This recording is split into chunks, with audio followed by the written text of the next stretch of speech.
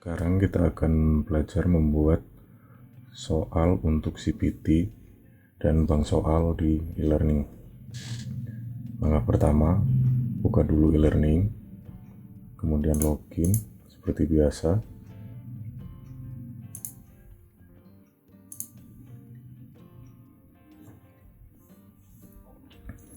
Sebelum membuat bank soal, kita harus mengerti dulu bagaimana struktur di dalam e-learning.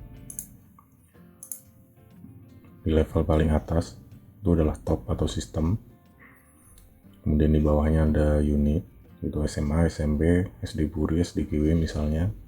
Kemudian di bawah unit itu ada tingkat, yaitu kelas 10, 11, 12 atau kelas 7, 8, 9. Kemudian di bawah tingkat ini ada kelas, yaitu kelas 10 KBC, kelas 11 IPS 2 dan seterusnya. Kemudian di bawah kelas ini adalah mata pelajaran, misalkan fisika 10 KBC atau matematika 12 IPS 2 dan seterusnya.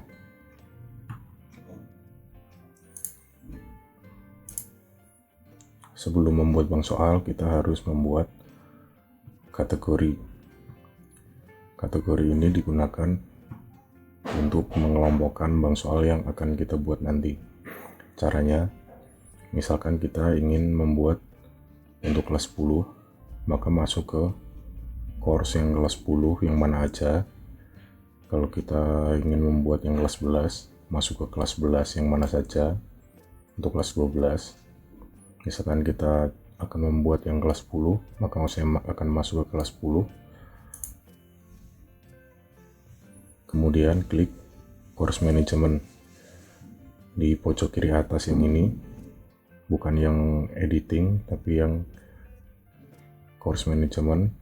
Kemudian kita klik, pilih question kategori. Di bagian bawah di sini terdapat parent kategori. Parent kategori ini menyesuaikan dengan struktur ini. Contoh, misalkan saya akan taruh kategorinya di top for 10 KBC, di kategori 10 KBC. Maka yang bisa mengakses bank soal kita nanti adalah seluruh kelas 10 KBC. Jadi misalkan kita tadi taruh di level ini, maka yang bisa menggunakan bank soal kita nanti adalah semua guru yang berada di kelas 10 KBC. Semua mata pelajaran di dalam kelas 10 KBC itu nanti bisa mengambil bank soal yang kita buat. Misalnya kita taruh di kategori SMA 10, itu adalah kelas 10. Berarti kita taruh di sini. Itu berarti semua guru di kelas 10 KBC, kelas 10 MIPA, kelas 10 IPS itu nanti bisa mengakses bank soal yang kita buat karena kita taruh di sini.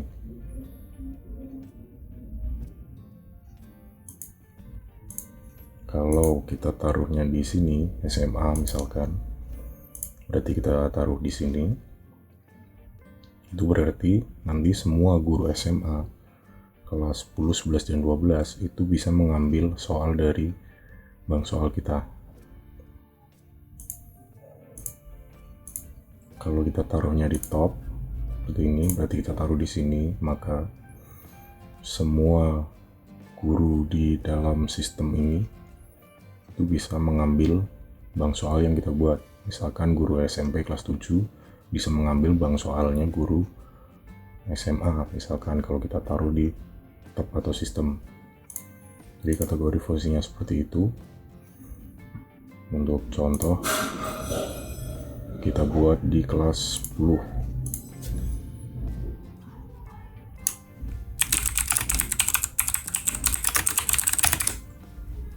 Misalnya begini, kemudian ini bisa dikosongkan. Pastikan parent kategorinya mau ditaruh di mana, mau ditaruh di kelas 10 atau di SMA supaya seluruh SMA bisa pakai, seluruh guru SMA bisa pakai, atau top for system supaya seluruh guru di Notre Dame bisa pakai. Kita contoh di sini saja, kemudian add.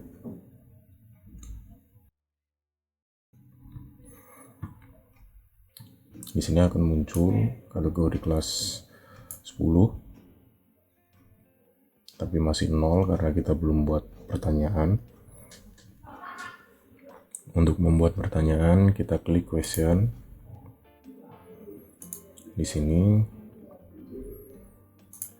untuk kategorinya kita pilih kategori yang sudah kita buat tadi. Misalkan kita tadi buat soal matematika kelas 10. Kemudian untuk mulai membuat itu kita pilih create a new question. Di sini ada banyak pilihan, misalkan kita membuat esai atau soal kalkulasi atau jawaban singkat atau mencocokkan atau benar salah atau pilihan ganda. Contoh kita mau buat yang pilihan ganda. Di sini kategori pastikan sudah benar. Kemudian untuk question name kita bisa tulis misalkan nomor 1. Untuk question text kita bisa ambil dari contoh soal yang kita punya. Misalkan saya punya soal ini,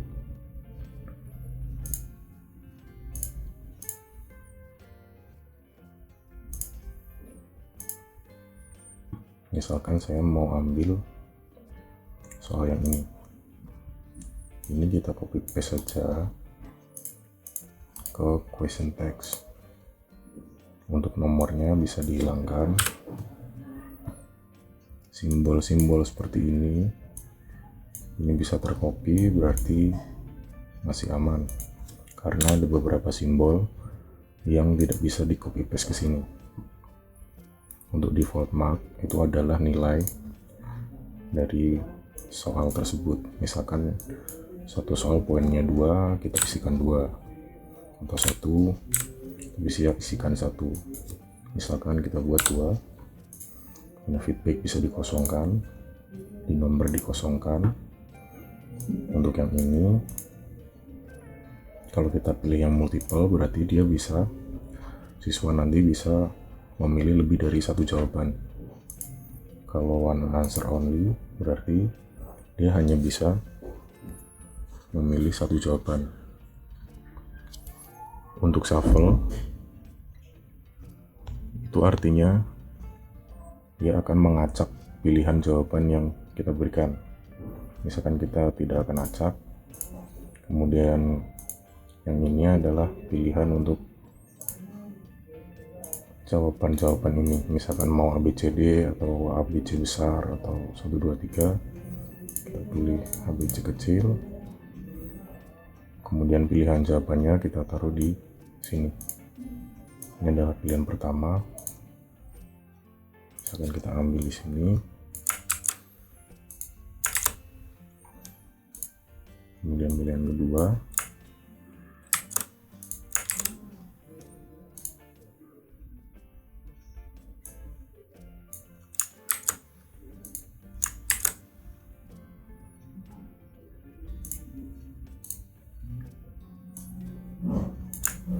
untuk ABCD-nya tidak usah ikut di copy karena nanti sudah otomatis dari sini.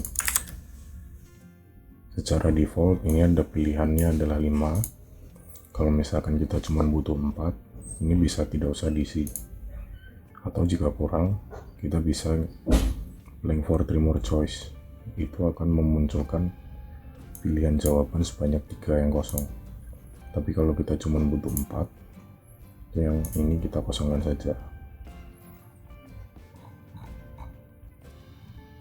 Kalau sudah, kita klik save.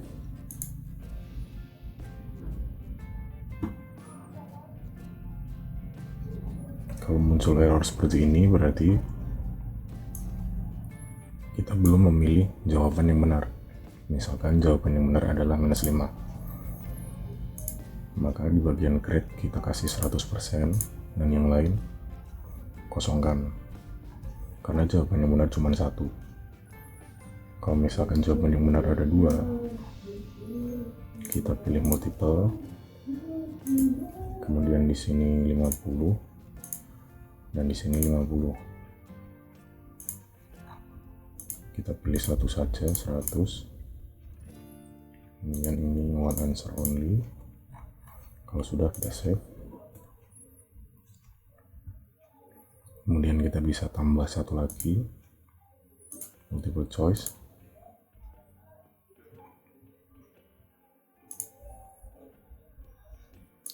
Pastikan kategorinya.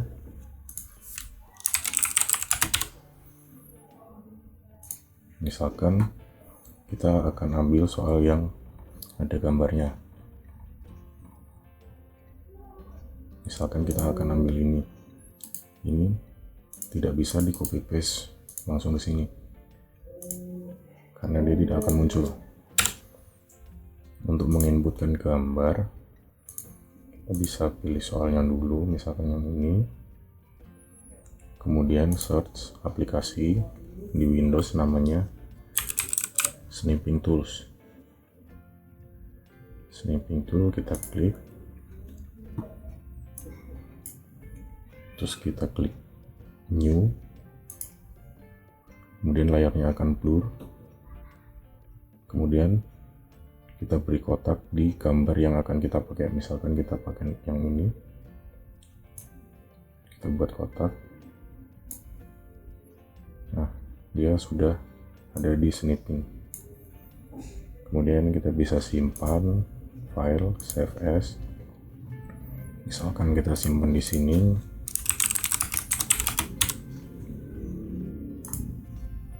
Sudah tersimpan. Kita lihat instruksinya.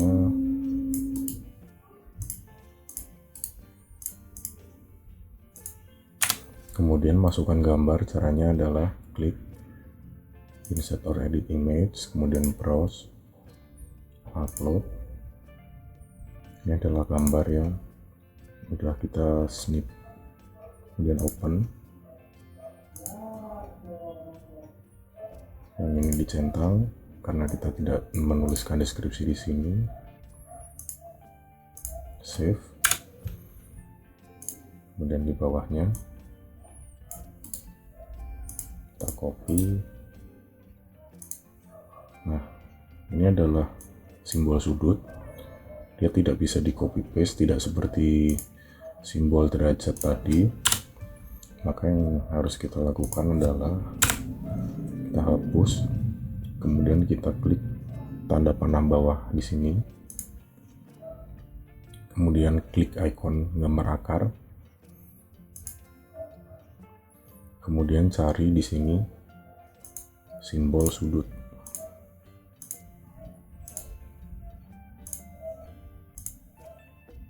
Ada di sini, kita klik, kemudian oke.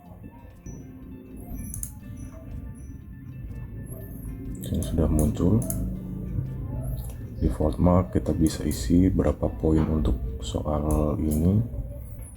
Misalkan kita isi 3.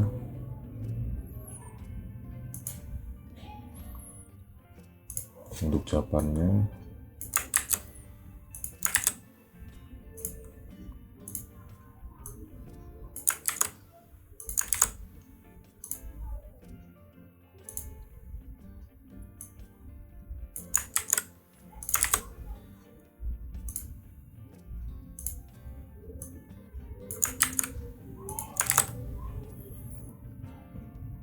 misalkan jawabannya juga berbentuk gambar, kita bisa tambahkan dengan snipping tools tadi.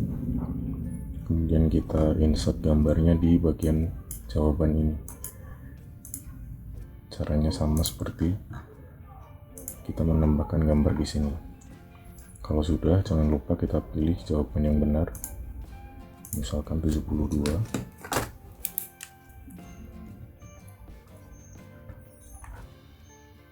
Kalau sudah, kita save.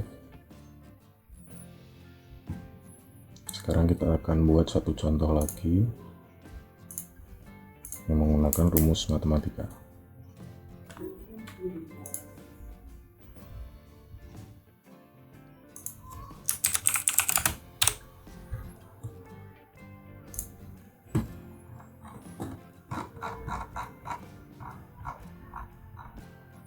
Misalkan kita akan ambil soal nomor 15 ini.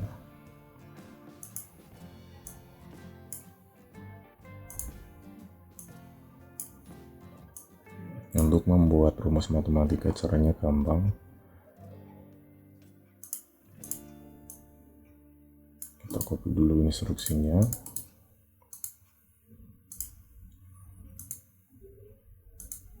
Untuk pecahan seperti ini tidak bisa di copy paste sama seperti gambar. Ini tidak akan muncul. Caranya adalah kita tambahkan untuk operasi matematika itu klik tanda panah bawah, kemudian simbol akar, kemudian karena ini pecahan maka kita cari simbol pecahan seperti ini, kemudian kita ketik X. Untuk kuadrat kita bisa gunakan superscript, kemudian panah kanan minus 3 X plus 2, kemudian di bawahnya adalah X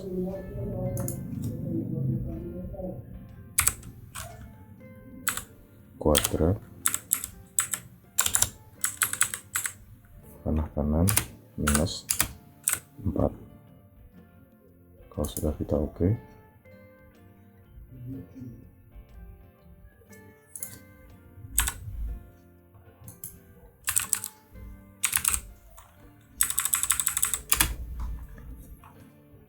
nilainya misalkan 5.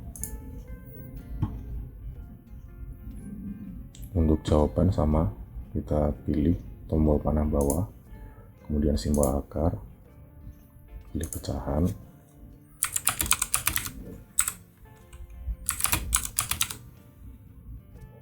oke.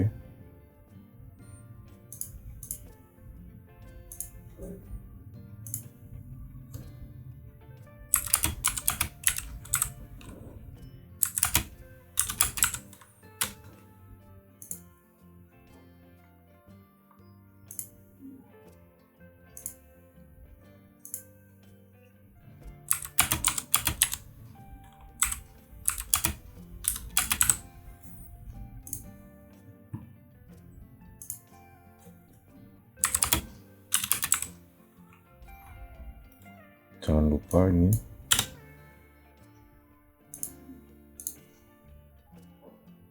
tidak bisa kita ketik langsung, harus klik tanda panah bawah kemudian simbol akar,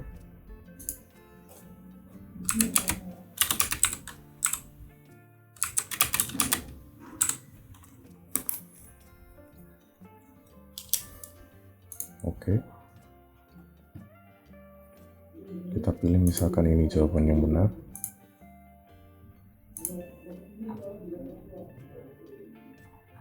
Kalau sudah, kita save. Ini adalah contoh, kita sudah membuat 3 soal di kategori matematika kelas 10. Kemudian kita bisa bikin kuis. Caranya adalah masuk ke kelas yang mana kita akan membuat kuis, misalkan kelas ini. Kita aktifkan editing, kemudian add activity, kemudian kuis. Kita beri nama dan deskripsi.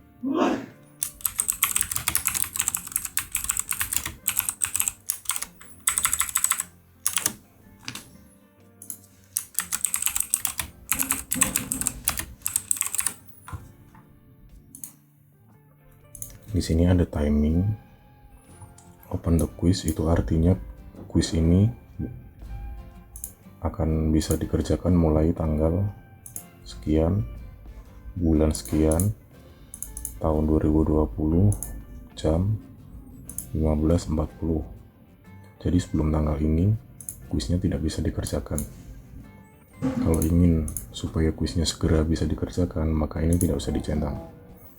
Kemudian close the quiz, ini adalah kalau kita enable maka kuis tersebut akan otomatis tidak bisa dikerjakan lagi, misalkan tanggal 29 Maret 2020 jam 15.40. Setelah lewat dari waktu ini maka kuis tersebut akan disable.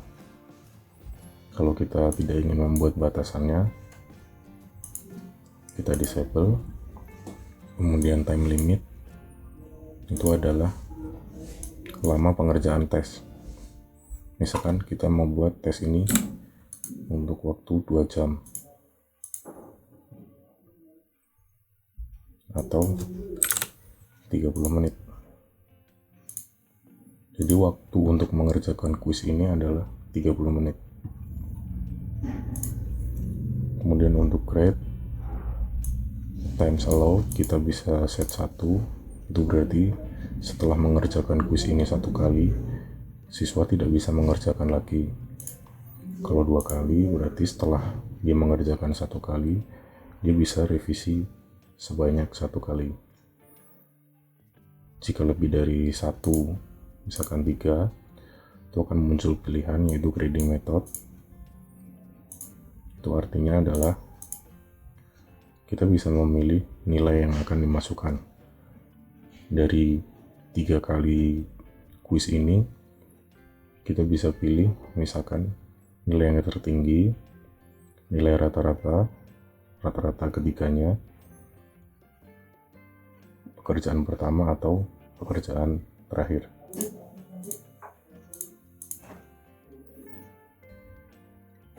Untuk yang lainnya biarkan saja, kemudian kita save. Untuk menambahkan soal yang sudah kita buat tadi, kita klik di sini, kemudian edit quiz. Di sini akan muncul pilihan add, kemudian pilih from question bank yang kedua. Kemudian akan muncul pilihan kategori. Tadi kita membuat soalnya di sini, kita pilih yang ini. Ini adalah soal yang tadi kita buat. Kita bisa pilih satu persatu atau pilih semuanya sekaligus. Kalau sudah, kita add.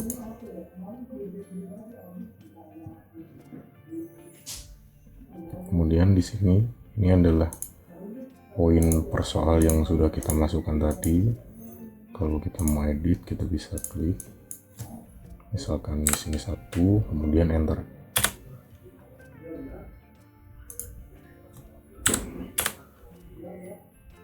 Shuffle adalah untuk mengacak urutan soal. Misalkan kita tidak usah acak. Kemudian maximum grade, ini adalah nilai maksimal, misalkan 100.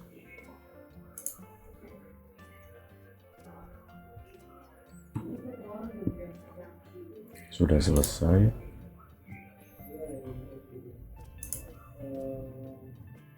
Sekarang kita lihat bagaimana tampilan di siswa.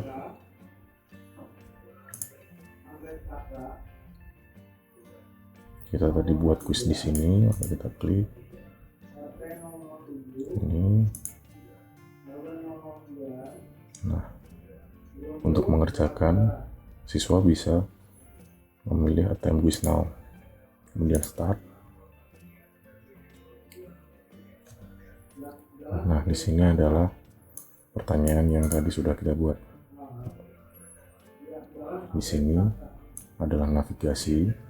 Kalau misalkan kita punya 40 soal, maka di sini akan muncul 40 kotak.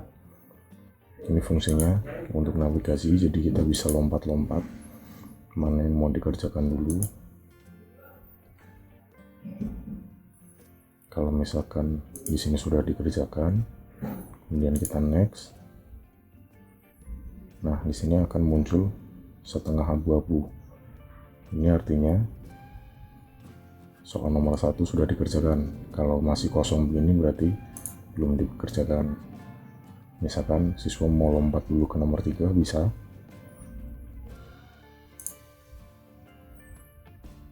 Kemudian baru mengerjakan nomor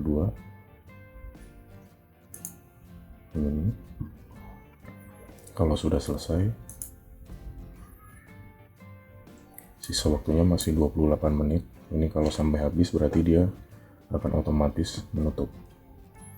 Kalau sudah selesai, finish. kemudian submit all and finish.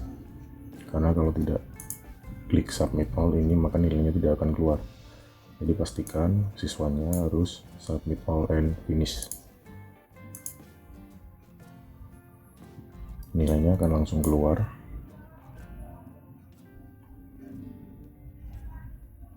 Seperti ini.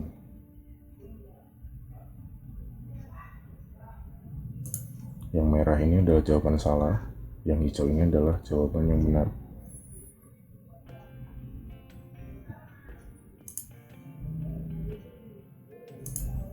Kita kembali ke sini.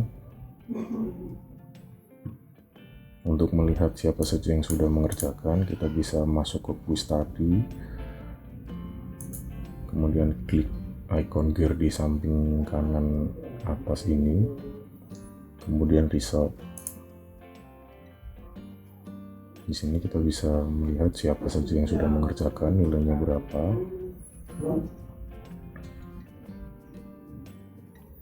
Kemudian bisa juga untuk download.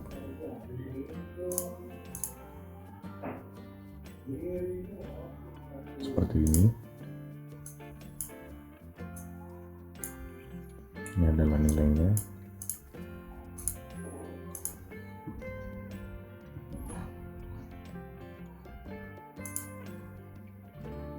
Begitu cara membuat kuis dan bank soal di sistem e-learning.